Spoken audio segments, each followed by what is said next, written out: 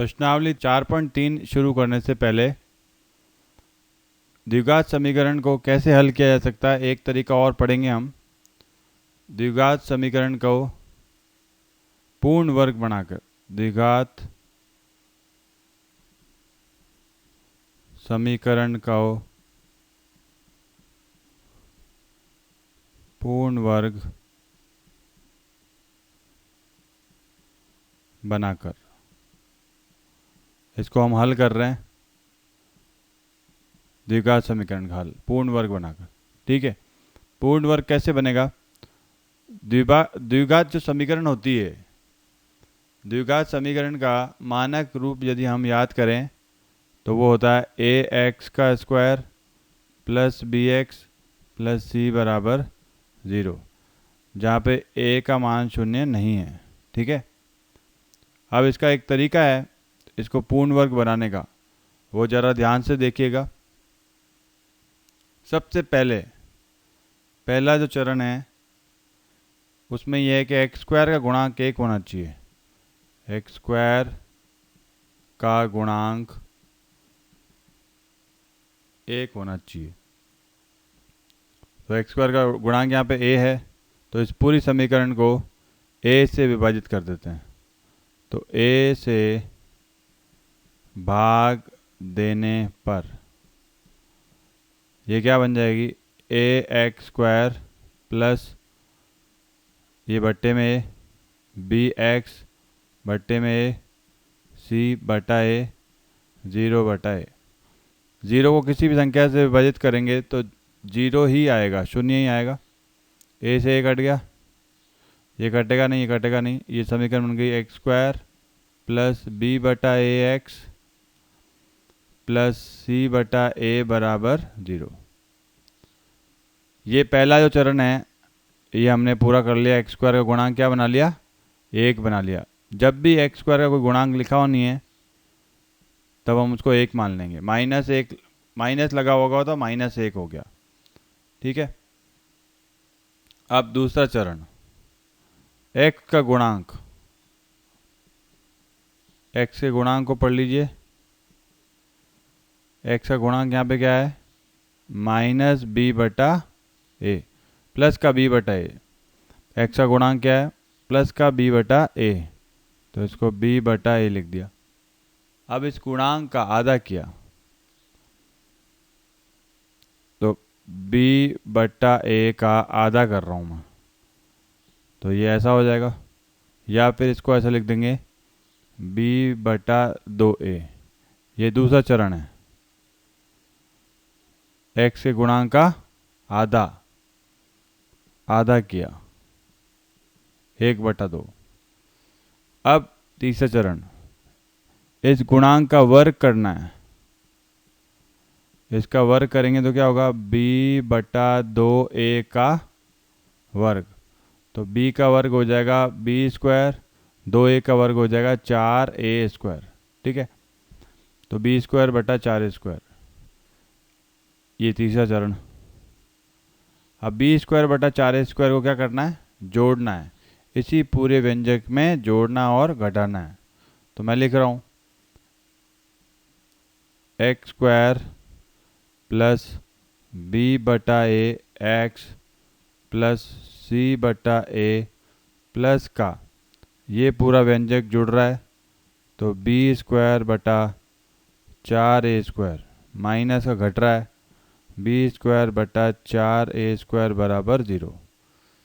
ये हमारे पास पद जो आया है। अब इसको व्यवस्थित करेंगे। कैसे व्यवस्थित करना है? जो जो वर्ग की संख्या हैं, जैसे हमें पूर्ण वर्ग बनता हुआ दिख रहा है इन 3 पदों में, तो इनको एक साथ लिख दूंगा।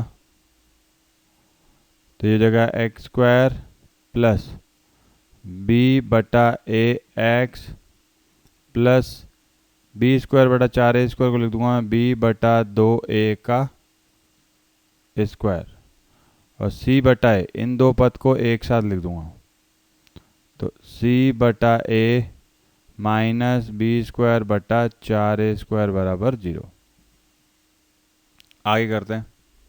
ये 3 पद एक साथ और ये 2 पद एक साथ।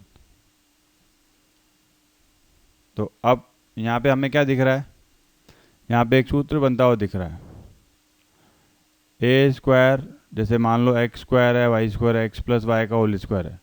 जैसे ये सूत्र मैंने लिखा, एक्स प्लस वाई का होल स्क्वायर मतलब पूर्ण वर्ग, तो होता है x square plus 2xy plus y square. ये कक्षा 9 में पढ़ा है हमने। तो एक्स स्क्वायर और वाई स्क्वायर है, फिर 2 गुना एक्स वाई है। तो यहाँ पर भी हमें दिखा रहा है, देखो एक्स स्क्वायर वाई स्क्वायर अर्थात b/2a का स्क्वायर, और ये 2 गुना वाली बीच का पद हो गया, 2 गुना वाला पद बीच का हो गया ये। तो इसको पहचानना पड़ेगा, इसको पहचानो, इसको पहचानो, इसको पहचानो। तो इस पद को मैं पूरे पद को, इस पूरे तीनों पदों को मैं ऐसे लिख सकता हूँ, x प्लस b/2a का पूर्ण वर्ग। देखो x की जगह क्या हो गया, एक्स स्क्वायर, और y की जगह क्या हो गया, b/2a। तो b/2a का स्क्वायर ये आ जाएगा, और 2xy करेंगे तो बीच वाला पद ये आ जाएगा, बीच वाला 2xy से ये आ जाएगा। फिर ये पद ऐसा कैसा लिख लेंगे, c/a माइनस b²/4a² बराबर 0। इस पद को तो यहीं रखेंगे और इन दोनों को वहाँ भेज देंगे, माइनस का हो जाएगा ये प्लस b²/4a² माइनस c/a। इन दोनों के लसअप ले लेंगे तो 4a² आ गया, b² यहाँ आ जाएगा माइनस 4a² को a से विभाजित किया तो 4a इंटू c 4ac। अब यहाँ पे वर्ग है और यहाँ पे कुछ नहीं है, तो हम अगर जब भी वर्ग होता है तो वर्गमूल, अगर दोनों तरफ वर्गमूल लें,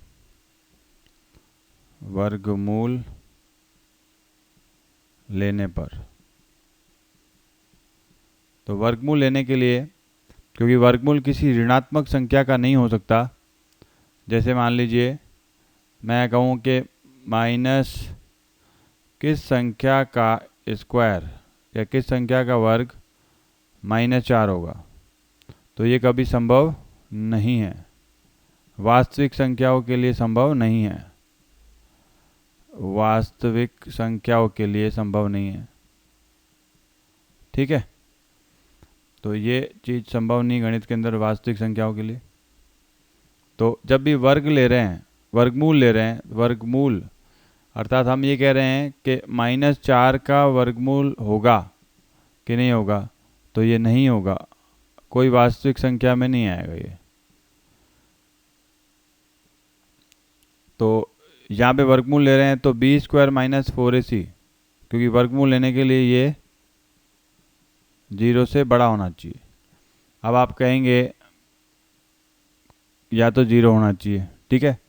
अब आप कहेंगे कि ये वाली संख्या भी तो ऋणात्मक हो सकती है, नहीं, 4 अपने आप में धनात्मक है और a का वर्ग हो रहा है, a कोई संख्या है, किसी भी संख्या का वर्ग कैसा होगा, अऋणात्मक होगा। ये पहले अध्याय में मैं बता चुका हूँ, नॉन नेगेटिव, ठीक है।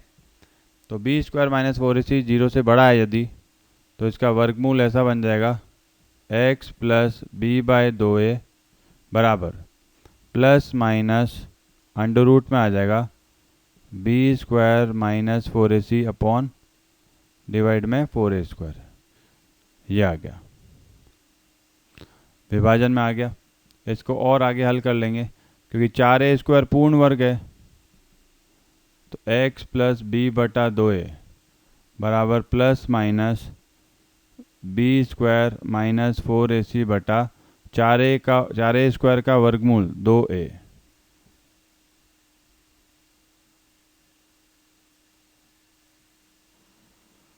इसको और आगे हल कर लेते हैं, ये हो जाएगा x बराबर plus minus under root b² - 4ac बटा 2a प्लस का b/2 यहाँ आ जाएगा, तो ये हो गया माइनस का b/2a। ठीक है, ये सूत्र बन गया। इसको सरल रूप में लिख देंगे, x बराबर माइनस का b plus minus under root b² - 4ac और भाग में 2a। तो ये एक तरह से एक द्विघाती सूत्र भी कहा जाता है इसको, अंग्रेजी में बोलते हैं क्वाड्रेटिक फॉर्मूला। तो अपने पास ए बी सी के मान होंगे क्योंकि हमारे पास समीकरण इस रूप में होगी, और हम किसी भी समीकरण को, द्विघात समीकरण को, इसके मूल निकालना है तो हम इस सूत्र से भी निकाल सकते हैं डायरेक्ट करके, ठीक है।